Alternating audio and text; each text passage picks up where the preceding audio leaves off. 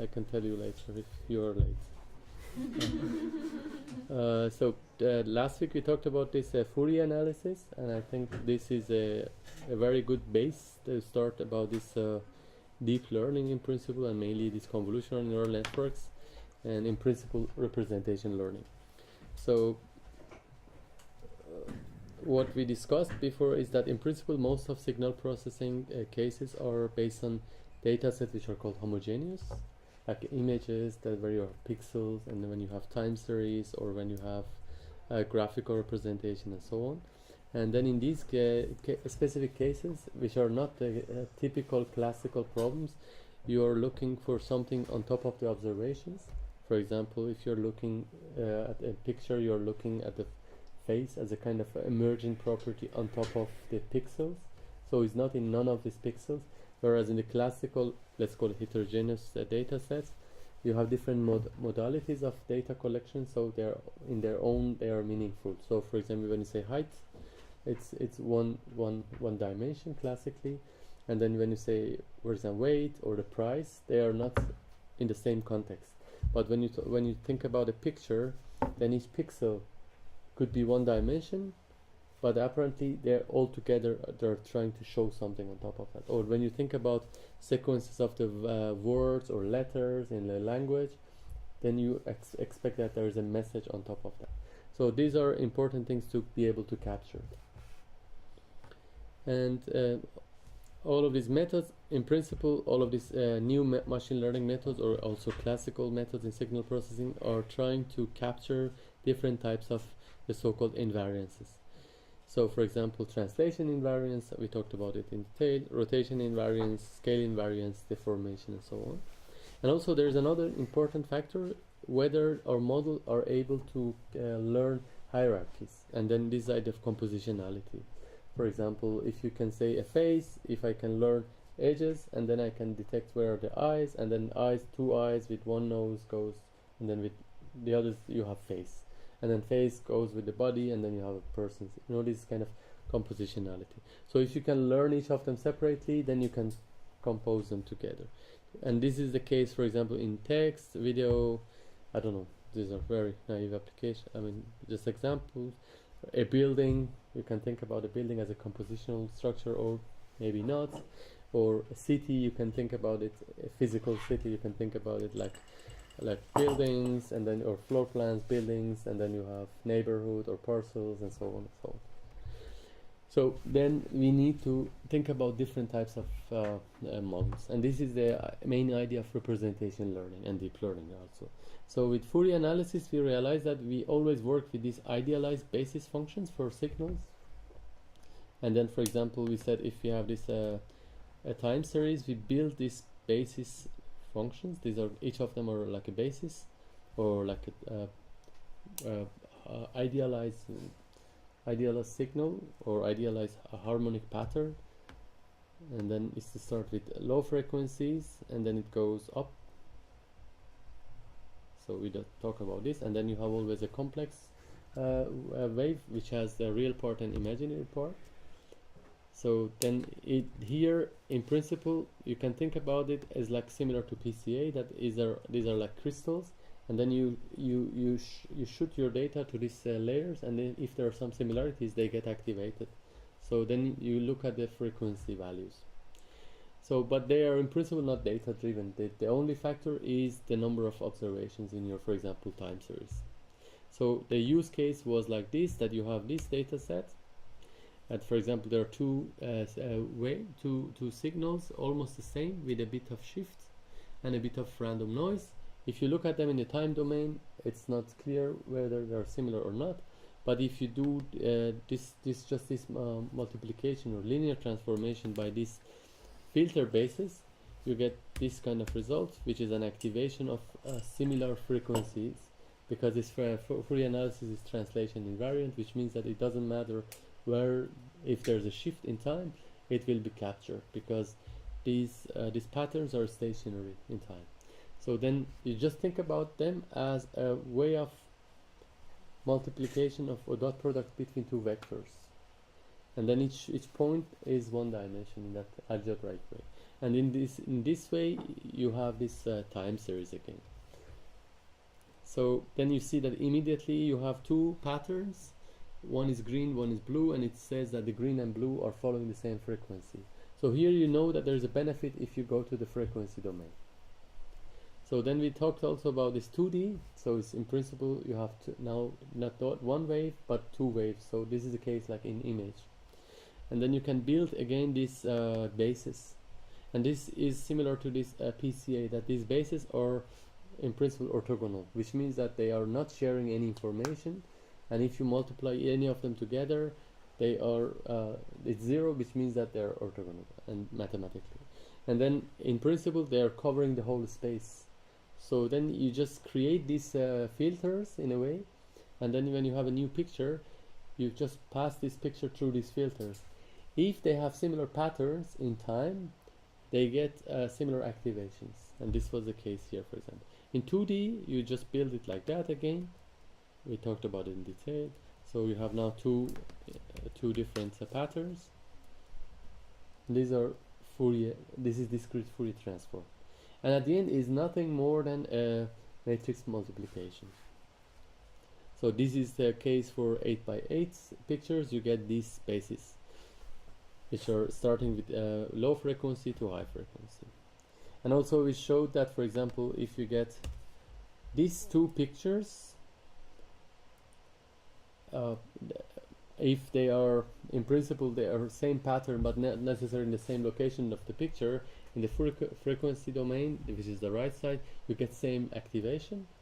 But if here we talked about this scale invariance, which is not working here, and you see that they don't have the same pattern. So then that's the reason, for example, we talked about this, what are the limits of Fourier analysis here. So conclusion is that there is no learning in Fourier analysis. In principle, this is a method which says, I don't care about your data, I have designed filter. And then these filters are ideal. So these are like for any length of signal, I'll always have the same number of bases. And this is beautiful thing, and I think it's a really masterpiece done by Fourier to find this matrix. And later we talked about this, that in this what we call based on the reference to Elias Zafaris, this gnomonics diagram. This is just just a very, very tiny possible translation from time space to domain space. And then this matrix, which is called discrete Fourier analysis, is just one of them. And then there's infinite number of possibilities for translation, but nobody can make them like analytically. I mean, like a matrix. So it's interesting because it's like beautiful, because then you don't need in principle data. You can keep it with yourself and then go everywhere and just apply it. So it's not data driven, but it's very powerful. But at the same time, the problem is that it has these limits, like translation is working, but rotation doesn't work. And then, for example, scale doesn't work, and this kind of deformation is not very good. And also, it's not learning. So our interest is always to learn. So, and then also, it's not easy to build hierarchies. It's just repeating. And we showed also last week that if you repeat Fourier analysis 4 times, you go to the same location. So you have time. One time it goes to frequency, again time, again frequency, and at the end again there's the same pattern. So I also go again to this diagram, which is essential in my opinion. And the left side conceptually this is what we do in PCA, what we do in polynomial regression. This is what we do in a classical science, that you always try to find the rules, or you try to idealize the system. You have observations, but you're looking for these rules or simple hypotheses that you want to test, and then it's transferable, right? This is classical science. Then you say this is a kind of disease, and I realize that this is a pattern. So in principle, then we had this discussion that, for example, you miss these outliers, and then in this domain you have norms. In this kind of thinking, you have norms, and then you have outliers who are not following the norms. And then you can think about the society also. This could be like a democratic society, that you have structure. You can change the structure. This is like the order of polynomials. But at the end, people vote, and there is just one line. So and in the other side you just forget about one line. So here is not explainable, but you have, in principle, you're playing with the possibility or probability of all the possible lines. And this, you see, that is a kind of inversion. It's around points, and it's no meaning any longer about outliers. So I think it's important to know, in my opinion, that this Fourier analysis is like that, because whatever is your data, it's always based on this idealized pattern, and it's a kind of decomposition to this idealized and global pattern. And then, for example, in a way, in PCA is more data driven, but also you think that these bases should be orthogonal, so they have this kind of absoluteness there. But then in this autoencoder, we realize that maybe if they're redundancy, if it's even better. If you put them in, stack them together, you get better results. And these are exactly the direction that classical people would call it a black box. So if a fundamental question has been always in machine learning that whether one can let the models also learn the filters and representation, because it's like I think in optimization it's always like that. If you have more constraint, your optimum solution can't be better. So if you have less constraint, your optimum solution could be better. That's a kind of logical thing. Now here you have constraint. You just say I should have a structure which is a function, and here is just say I don't care. And then in PC you assume that there should be orthogonal, but in autoencoders, in this stacked autoencoder, you just say simply I don't care. And then when you relax this constraint, you have more capacity, and it's all about that, how to have more capacity to capture different variations. So now we want to say Fourier is perfect, but it doesn't learn. So Fourier is like, I know what is good for you, and that's it. You use it, it's work, but it's not everywhere. But now we want to relax also these assumptions. What if we learn it also?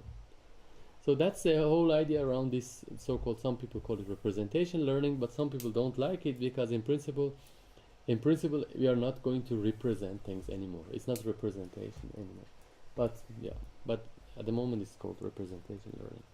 So one great idea is, which is I think that I would say the most important one in this society of deep learning and all the hypes around, is this idea of deep convolutional neural networks. And the idea here is very, very just schematic, because in reality you don't have these beautiful things. But the idea is that if you are going to detect faces, for example, then you can assume about very low-level features or kernels and think about them as like these kernels, each of them. In here, no matter what is your data, is always this. But here you want to learn these filters, which are like activations. And then the idea is that if you start with these low-level edge detectors, and then if you have this idea of compositionality, in the next layer you can build more high-level features. So from edges you can build eyes and eyebrows and so on. And then if you go further, you can build faces, for example. And you can do this, the same idea also for text, because in text analysis and natural language processing, people think about this syntax, for example, or semantics and so on. So always you start about this grammatical structure, and I think in architecture we also have this kind of mindset. But there are always, you need to start hard code these rules. But here the idea is that you will learn all the rules, and they are all not necessarily consistent. So I will start with the idea of convolution, and I will end up with this at the end. You will see with the examples.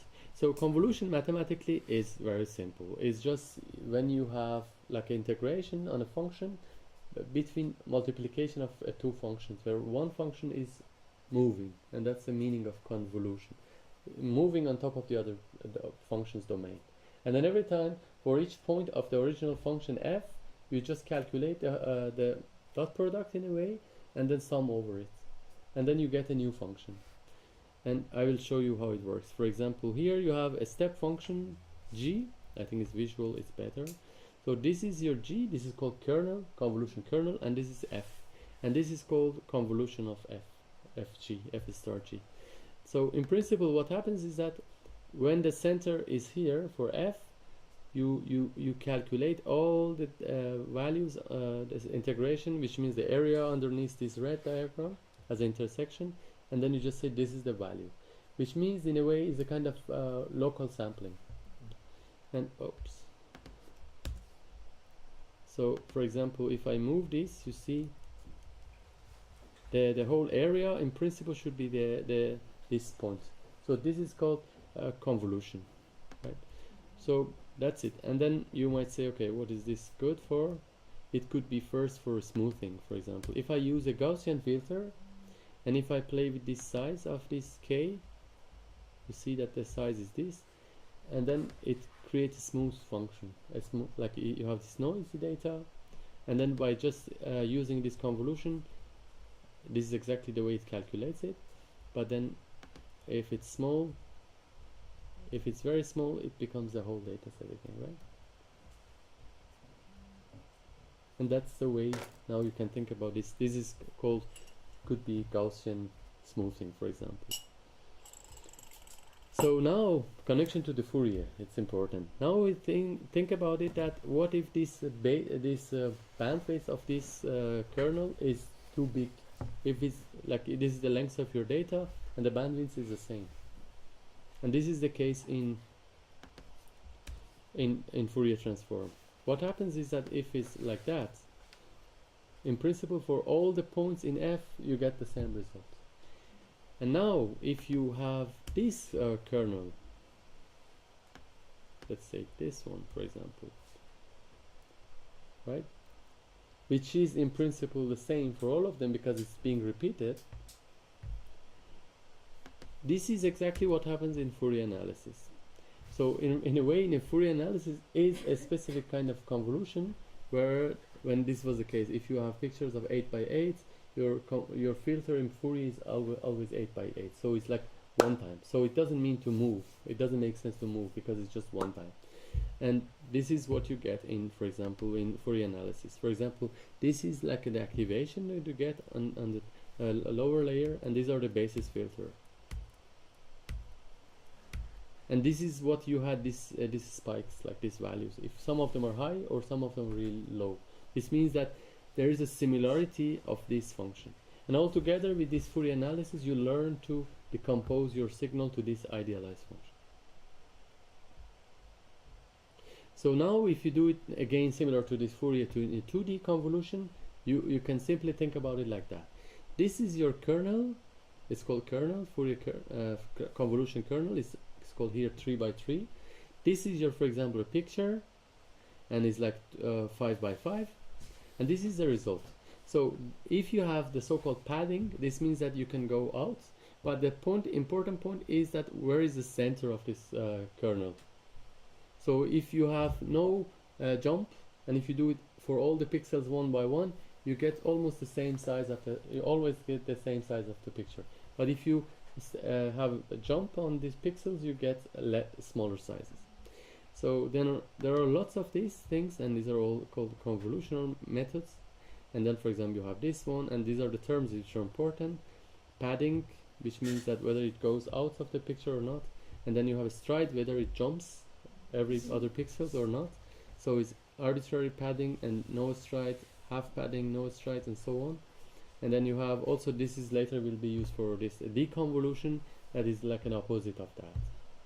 And also you have this kind of dilated convolution, which means that you don't look at all of the connected pixels, but with some kind of distances.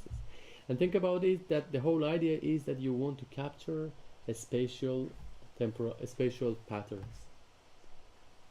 And then the difference between the classical, these deep networks that I showed you, is that here not all the vectors are being multiplied by the same matrix. You build these kernels which are getting expert for specific parts. So now the whole idea is that this is good. And for example, now what should be the value of these kernels again? So otherwise convolutions are not new. So if you do it with this kernel, with this picture, you get this. And then, for example, you can play with that. For example, if I do it 6, it becomes like this. If I do it -6, it becomes like simple, right? So then the question is that what should be these kernels? Again, classically, there are a lot of design kernels, convolutional kernels. Oops,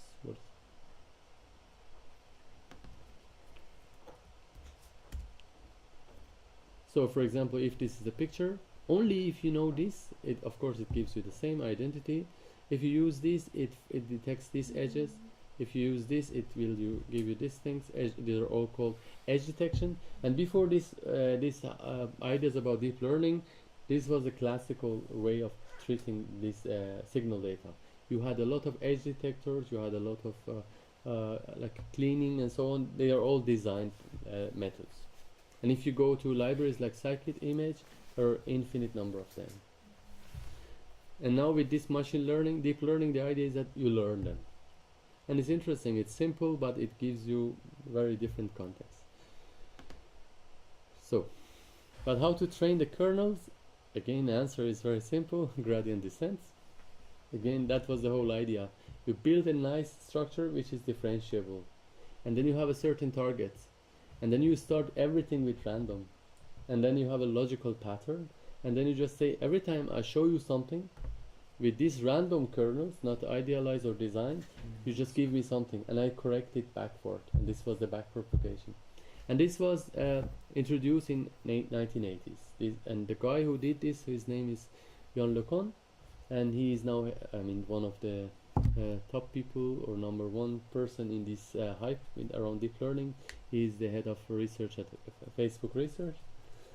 So he's like, and I like him. He's really good, and he did a lot of interesting work. But he developed this method in his PhD in 1980s. But nobody that time was interested because there was a lot of data. This method needs a lot of data and also computational power. It's very slow. And at that time, people were also this mindset of engineering the system, which works. And now, after almost 2010. People realize that you can do it, and if you can do it, then in principle, in a way, it's to say all the engineers need to re-articulate their fields because it's end of engineering in a classical way. If you say engineers are those people who learn rules or learn filters, now you just say I learned the filters. So now if you have any question, if you have enough data in a good context, you can learn this. And that's the current discussions about this, and also in society, what happens to this, if this is true. So, and in a simple way, deep convolutional neural networks have these structures. Always you have need to learn several locally stationary kernels via backpropagation. These are kernels, for example. You see, this was the same thing we talked. But now you have several of them. For example, this is your input layer. You have, in this case, 4 kernels. And then each of them move on the picture. They get the same activation. And then this idea of deep means that the output of this layer will be the input of the next layer. So if your picture is RGB, has 3 layers, it will be, again, if you have 4 features, it will be 4-layer pictures, like 4 channels of information. The next layer you have 4, again the kernels have 4 inputs, again will be 4. If you have 20, the next layer will be 20, and it's very simple. So this one is about the size of the kernel, one is about the depth of the kernel. And then you start in principle by all random. So all of these kernels are random, and then via backpropagation you train them. And in this case, for example, you want to detect something as a kind of classification. And then you have, for example, in this case, it means that you have 4 classes. With the 4 classes, you get one of them activated, and then, for example, maybe this picture, I should show you.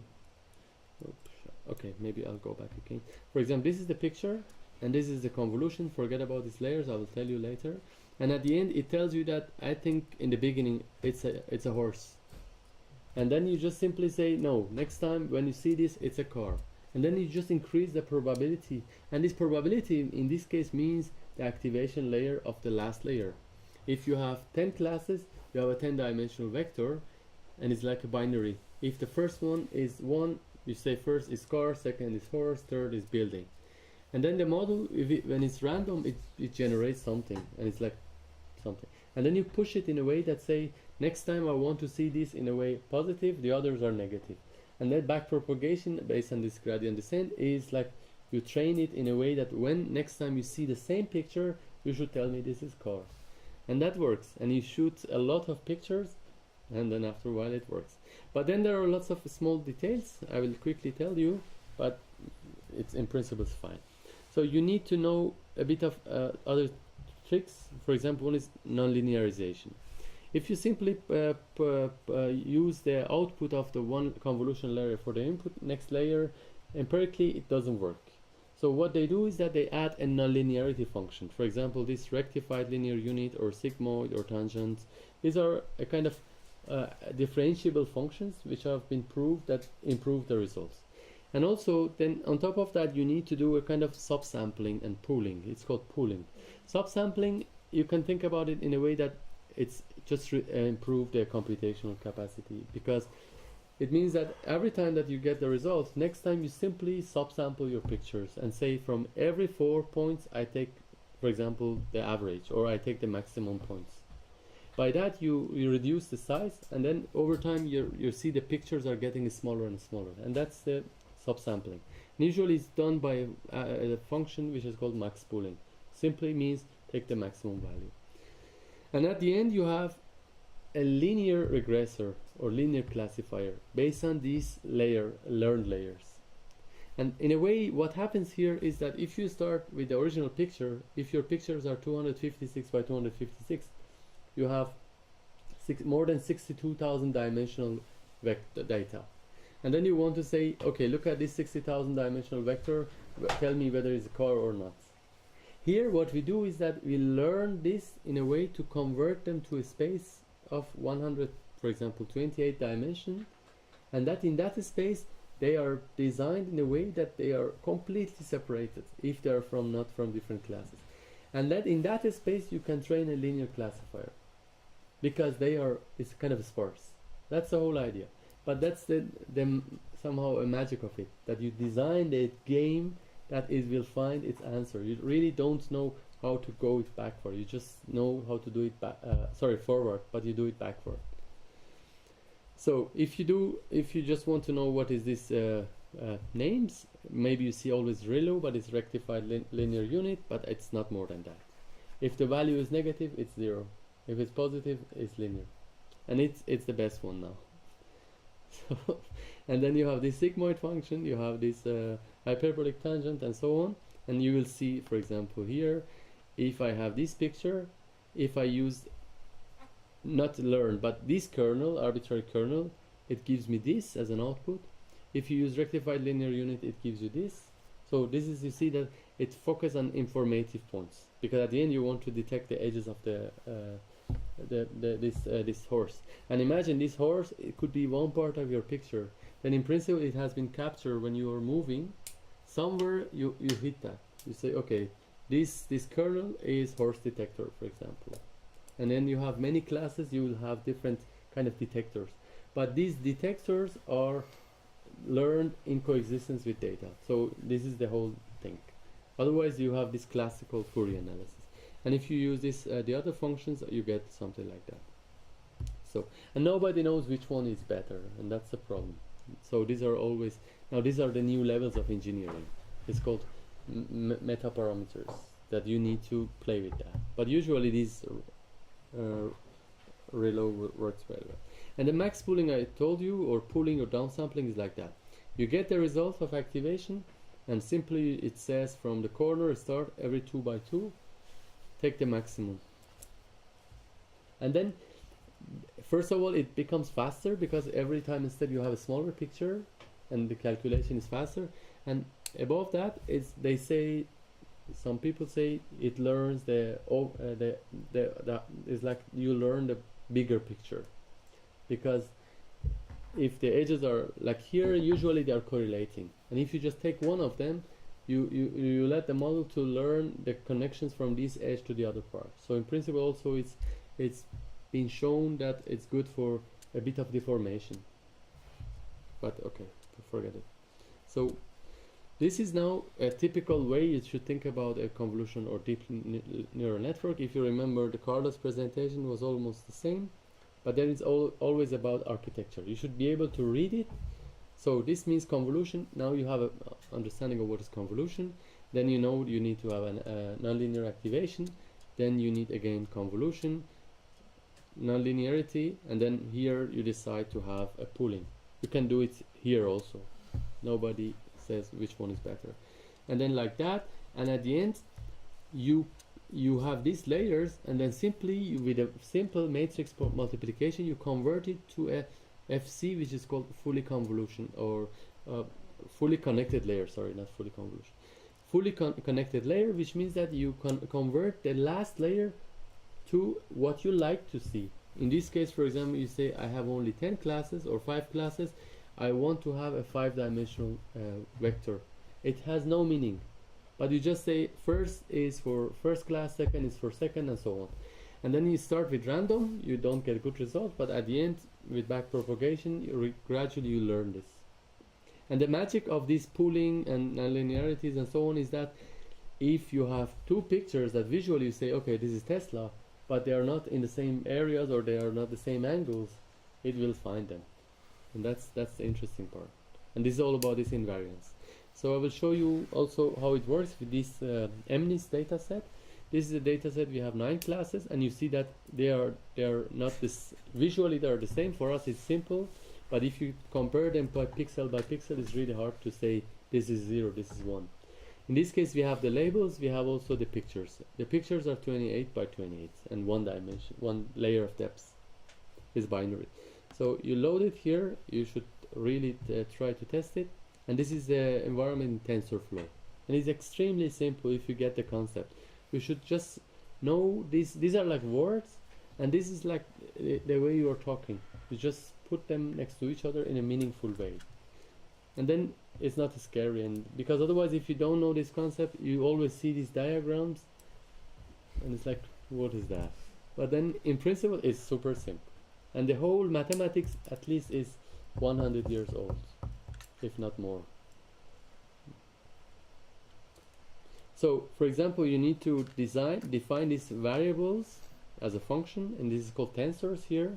So you have a certain type of randomization. This is called truncated normal, and then with standard deviation you can play different random variables, and then just keep it here. And also bias is bias like this linear regression, that you have a weight matrix plus the bias, which is just one scalar for each layer. And then you define what is convolutional 2D, that it calculates these convolutions. This is your data, this is the weights, and then this is a stride. When 1 1 1 means that there is no jump, it just calculates for all the pixels, and padding is the same, which means that is the same. And also if you don't know, just do like this and then read it. It's very well documented. It tells you very well what is that. And then now you define the max pooling 2 by 2, which means that you are cutting, and then here you say the kernel size for max pooling should be 2 by 2, and this was what I told you here. Every 2 by 2 from the corner is cut, and it's arbitrary, but it works.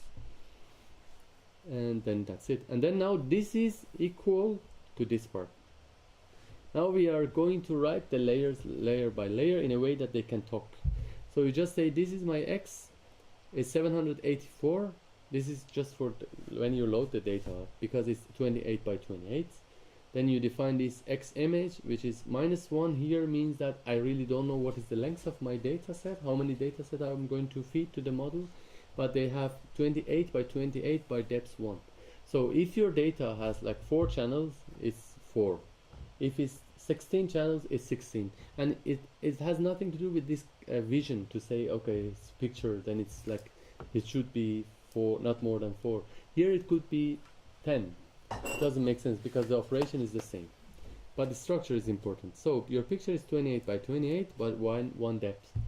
And then you define the first convolution. You just say my kernels are 5 by 5, and then one dimension, which is equal to this, and then I have 32 kernels. This means that here your convolutions like 1, 2, 3, 4, and so on. Here you just say all of them are 5 by 5, one dimension of depth, and then 32 of them. And then this is the bias value. This is like after convolution, you just add these numbers to each of them, like linear regression. So the next layer, you should know what is the dimensions. This is when you can read it. So we also add this nonlinearity after the result. You see that we get this 2D of this together plus bias, and then we just send it through this ReLU. It's already a written function, and then on top of that you just say I have also a max pooling layer, and then now the layer goes to the next. So since you have 32, now the inputs are 32 dimensions, because now it's like the picture in the second layer is 32 layers of depth, because you have 32 kernels. So each of them is like RGB. Now you become 32, and then now you decide to have 64, and again 5 by 5. You do the same, and then at the end you just want to define a layer which is fully convolution. This is fully connected. This is this layer. At the end you want to reduce it to a way that to say, for example, like this picture is better, like this one. You want to go to there. You just say 2 layers of convolution, and after that convert it to a vector, and I want to take this vector to a regressor to say what is the digits class or classifier, sorry, in this case. So now you need to know what is the 7 by 7. It's simple, because you have 28 by 28. After one step it's 40 by 14. Next step is 7 by 7. So if you don't know these basic operations, then it doesn't work, because it says it's like 2 gears that they don't work together. And here you just know 28 by 28, one step becomes 14 by 14, next step 7 by 7. So now the input is simply, you see, it's crazy, just simply multiply them together. It's like you flatten your vector. Now you just say 7 by 7 and 64 kernels, and then this is the size, because you want to convert it to this dimensionality. And for the next layer you do it like that, and then you gradually, if you remember, for the rest is similar to the other fully connected layers. Now you just say I want to have this input, output this, and then this input, this output, and everything the same. At the end you want to have 10, and the 10 has a meaning because you have 10 classes. So yeah, right. And at the end you have a linear regressor with this 10 dimension, and every time you, in a backward way, you train it. So this is the structure: 28 by 28, 32 of them, 14 by 14, 14 by 14, 64, and then 7 by 7, and then you have this layer, this is like the encoding part. You go to these steps, and then you get the result of this as an input for a linear classifier. But this space is completely sparse, so that's the beautiful thing. And then now you have the structure of your graph, and this is called computational graph. You have a graph that the edges are matrices, and then the nodes are the results. And then you put it in a loop like all the other methods, and then you need to define what is the cost, and then these optimizers are already implemented there. So it will optimize all of them, because all of them are differentiable. It will change all of these weight vectors step by step in a way that you get better results. It takes a bit of time, not a lot. So it starts with random 60% accuracy, and then you see after one step it's already 88%, 92, and at the end it ends up with something like 97% accuracy, which is a good one. And you really don't need to know what is that. And now imagine this is just for image classification, but it could be another thing. It could be, I don't know, in your case, position of your robot. What should be the next move of the robot? You look at this picture, and then you say, what would be the next? Or you can be self-driving cars. You look at this sensory data, you have the pictures, and then you say, what should be the angle with steering wheel? So there is a continuous space. Here you have a discrete space, and it's a classification.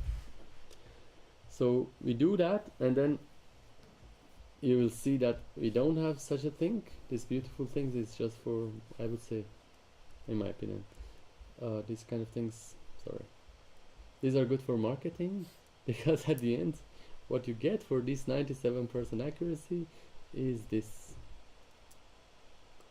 This is the learned vectors of the first layer. You have 32.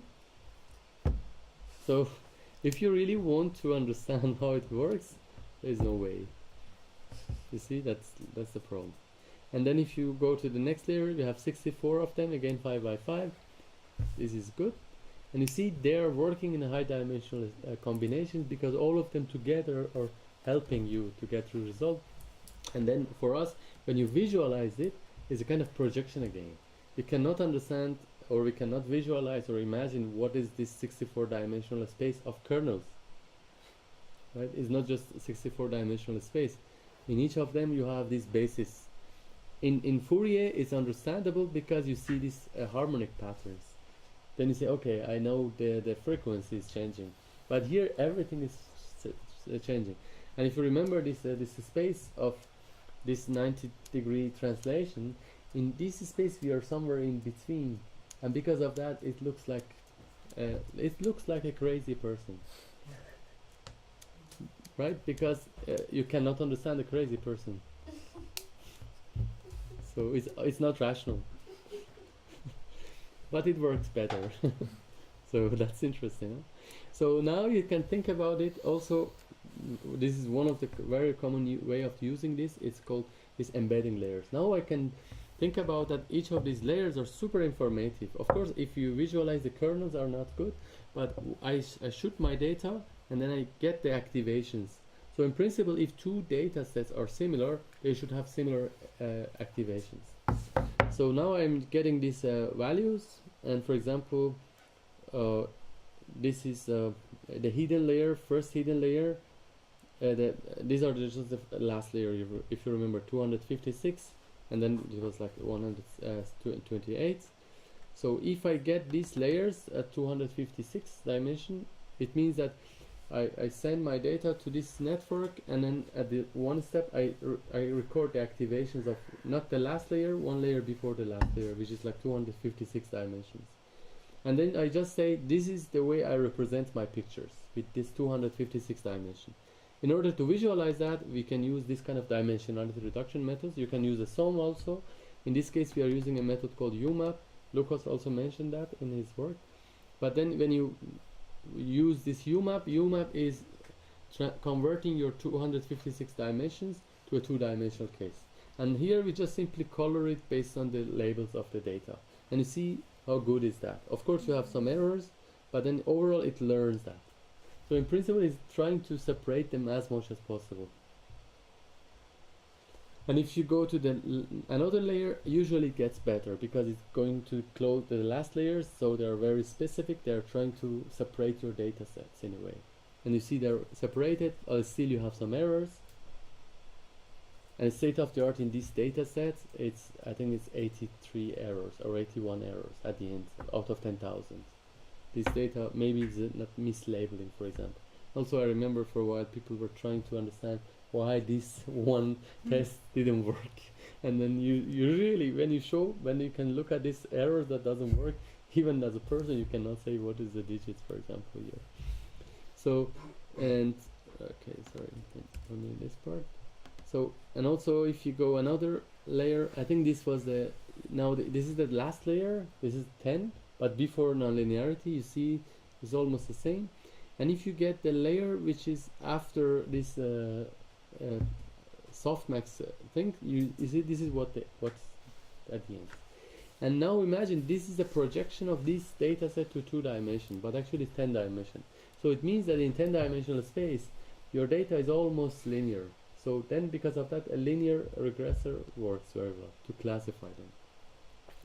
So that's the whole idea. And now if you mix this with different architectures, you get different questions. Like if you say, now I want to have this input, but I don't have labels. I want to reconstruct it again. This is a kind of autoencoders, what convolutional autoencoder.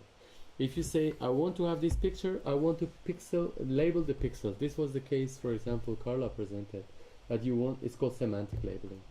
You want to say what is the label of each pixel, and all together, I will show you in a moment. But the ideas are the same, but the architecture is changing and the functions that you're optimizing. So, for example, this was one case. I think you know it already. This is I was interested to study the urban forms, but not just few sets, but all the cities in the world. So in this case, we have 1.1 million locations. These are all either towns, cities, or villages, and each dot is one of them. So, I mean, this is not something that you can do by hand. And the idea is that, is it possible to sort them? So that the thing is like, if you take a photo of each city, each frame is one city, but then the idea is that can I sort them by this deep learning? Because this was the idea. It will find the forms and so on, and then similarities which are visual. So we have 1 million of them, and actually I do it with a method which is called convolutional autoencoders, which I say this is input, this is output, so you should reconstruct it yourself, and then it works very well. And then now at the end I have this kind of visual queries, that if you say this is my city, where are the similar cities, it finds them. And these are not synthetic, they are real cities. And if you want to do it pixel based, there is no way to do it. And because we are just searching based on these vectors. And now, for example, Google search, I think is working like that. Pinterest is recently working like that. And also you can think about it now, some people call it even for search. Classically it was you decompose your keywords based on some keyword, and then they were searching and finding the match between your web pages and then your keywords. And then also lots of contextual information like where you are, which time of the day, who you are, and so on. But now they are thinking also to convert this sentence to a vector, and then they have a vector for all the web pages also. And then depending on your question, if you learn all of these semantical questions, if you change the language also, if the message is the same based on their data, they will match with the same results. So this is a different way of also saving the information. Now if Google is going to index the whole world or internet, they just need to keep the information of 128 dimensional vector. So if it's about videos in YouTube, it's just 128 dimensional vector. They save it. When you search, they map this together, so they find similar things for you. This is possible. And here is a very simple case, but you see that these patterns are almost meaningful. And then, for example, you can make these kind of things. That, for example, this is a sum on top of that, and then see that it learns these cities which are similar. And imagine if you want to do it visually, you see that there is almost the same pattern. But if you want to do it manually, then you should start printing like here, maybe the whole room, and then one by one do it. And then you see it learns these orientations, and then also it learns some areas which are empty if you have missing data. And then, for example, it's never ending, this Google map. So it goes, for example, also here, which are more denser cities, and still you see that it has a notion of orientation, and then it's changing.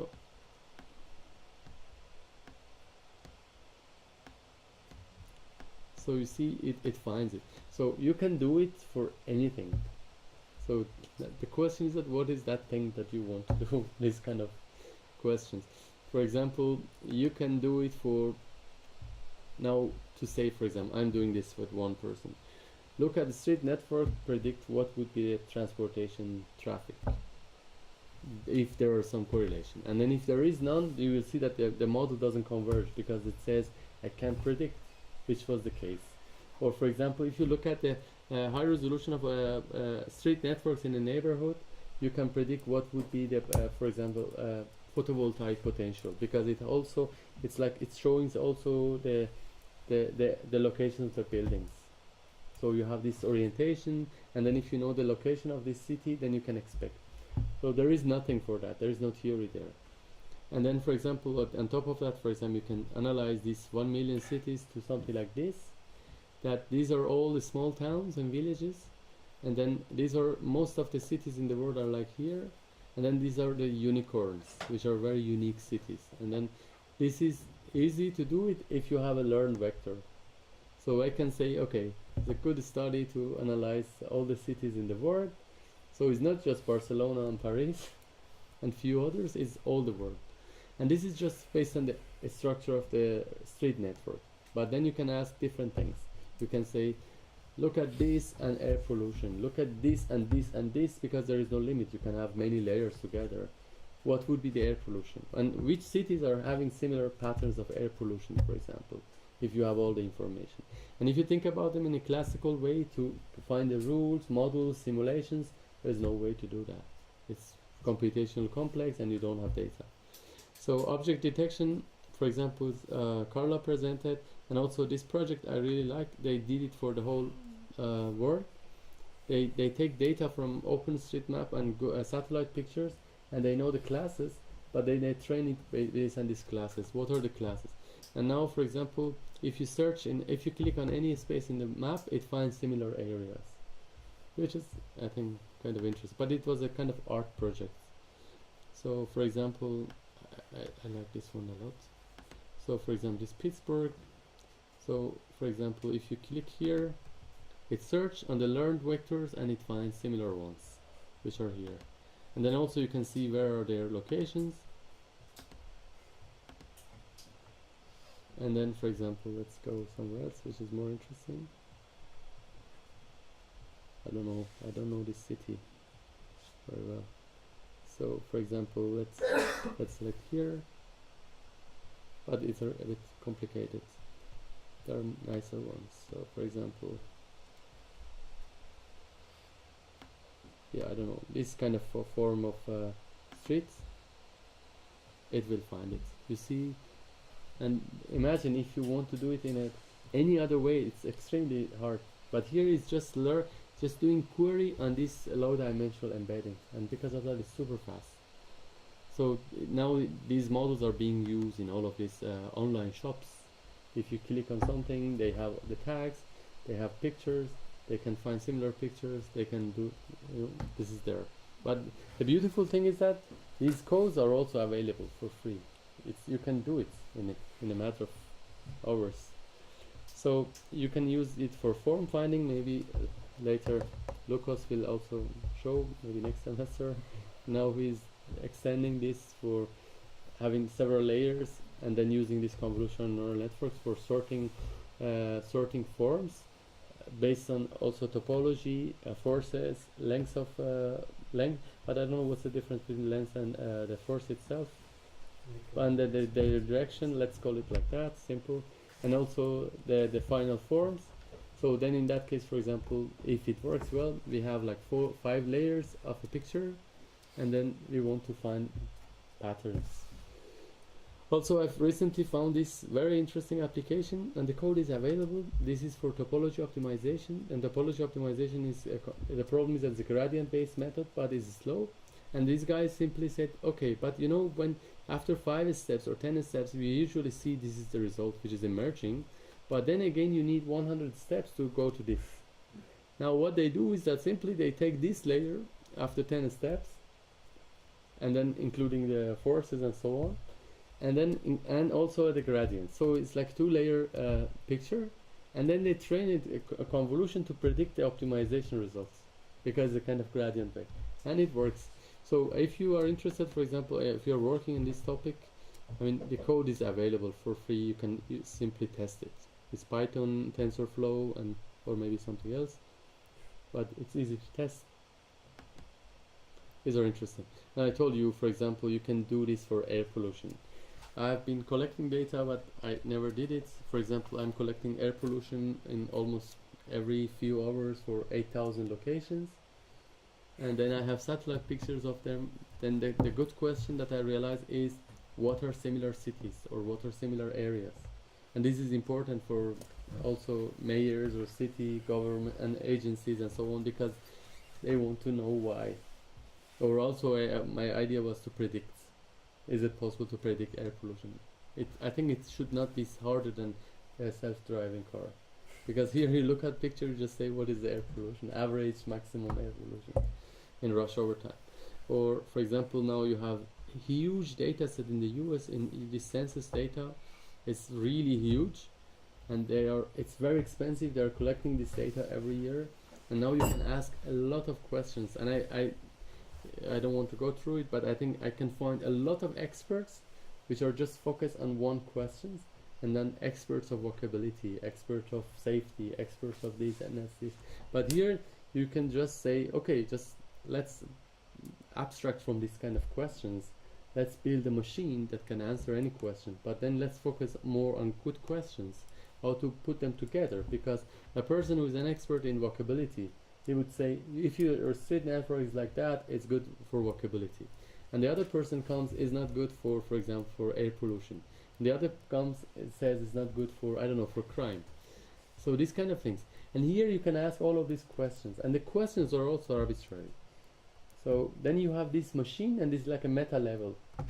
So this is what I always say, you need to find really good questions. And I think, for example, if you're an urban planner, you should learn these techniques to find, because then you're, as a planner, you should have good questions, and then you should not have the answers, you should find the answers. So yeah, these kind of crazy things.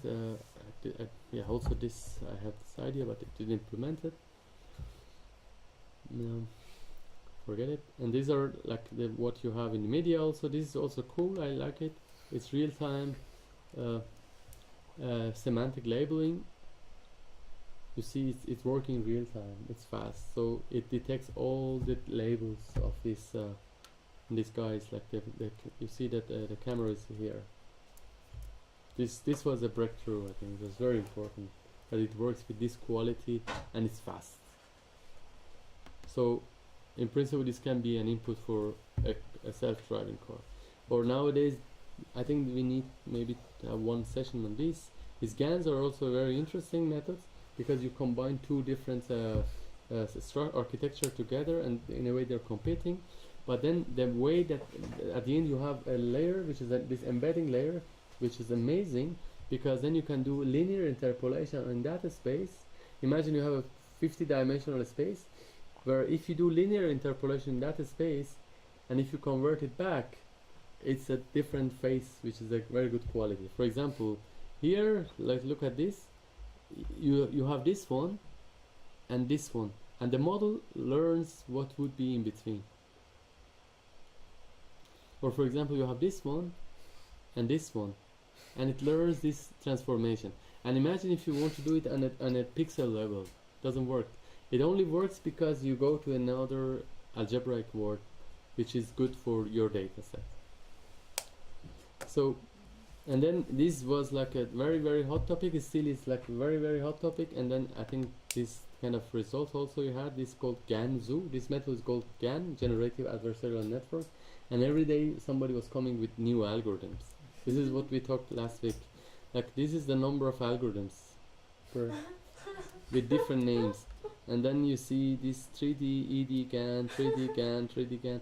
And this is interesting because this is the way the community is working. It's like particle swarms, you know, like they're just doing. Everybody is, one of them at least is, each of them is at least one PhD student, which is great. I think because at the end, you as a user, if you are not developing these algorithms, you have this freedom to choose which one is the best, and then you have this kind of competition there.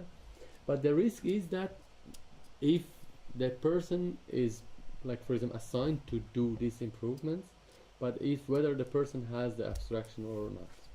But I think at least for example, because we are not computer scientists, would be interesting to have this abstraction. For example, for me, if you think about Fourier analysis, convolution, and then this deep convolutional neural network is like you talk about roots of trees, and these are the leaves. If you start with the leaves, it's super confusing.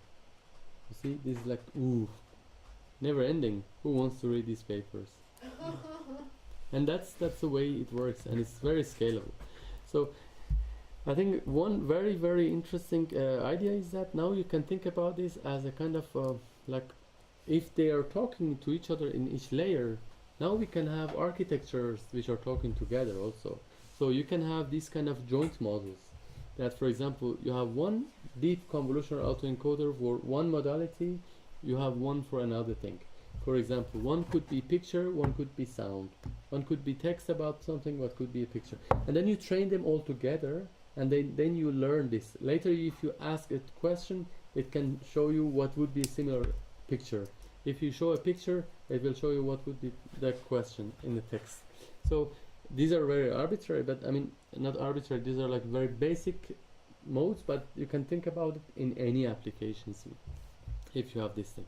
For example, one interesting application for me was this case, that they found this data from this design website, that you have two types of data. Maybe you should go to the paper. and I really like this idea, that you have items pictures, because you say this is iPhone, and then you have one picture of iPhone in the context, and they know it, that this iPhone 8 is in this picture, and then they train a model which is joint, and this goes through this embedding in a way that at the end they push the method in a way that they get similar result in the last layer, and the error is how far are these points, by which it means that later if I should push this, it will go somewhere at the end to the last layer, and then I can search what are pictures in the context.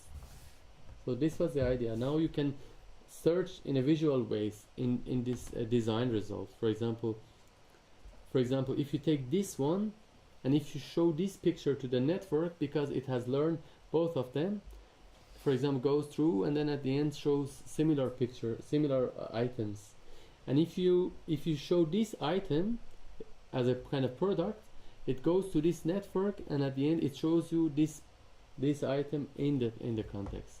So these are the results of a lot of designers. They upload their works, and for example, this is interesting because then you can think about a lot of end user products, that if you want to fit something to your house, for example, you can upload or you can select, and it tells you what could be a possible design, and none of them are like generated by a model. These are like designed by designers, so it's important. So it's a kind of curation. So for example, this was also interesting. When you have this in different categories of products, it finds similar ones. And for example, if you have, I think this is also interesting, you see it finds some similarities because the designers have been choosing this thing. Or for example, this one, it will find in different categories which are similar to it. So these methods are in principle always being introduced by analysis of images and pictures and or sounds or this kind of things, but they're really powerful because these kind of modalities of the data are like really everywhere. If you can learn how to translate your problem to any of these problems, then you have these typical solutions, and then it's like infinite possible applications that you can do. And also this is something that I am also catching up, but I really don't know how it works, and this is not very well developed, is when you are talking about graphical data sets. For example, a picture is a graph, but is a very regular grids. But then when you're really dealing with a graph, these grids are not necessarily it cannot be modeled in a Euclidean space. So there is a problem. For example, how to do convolution on a graph, or how to do the convolution on a surface of a manifold. And these are like the so-called non-Euclidean deep learning, which is quite active, but is not very well developed yet. So, but I think, for example, for architecture and structural engineering, like what we are talking now, at the end of the day, you need something like this, because otherwise you have a lot of redundancy in your data.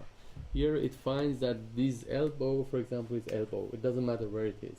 So you have topological information. If you don't do it, then you need to put it in a 3D cube. Then you have a lot of redundancy. You need more data set and so on. This is interesting. But yeah, there are lots. I know it's a very nice website working on this. But yeah, another topic. So yeah, that was, I think, my presentation. Thank you. Now if you have questions,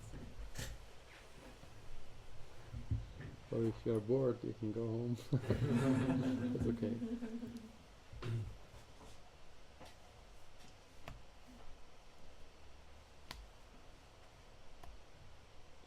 So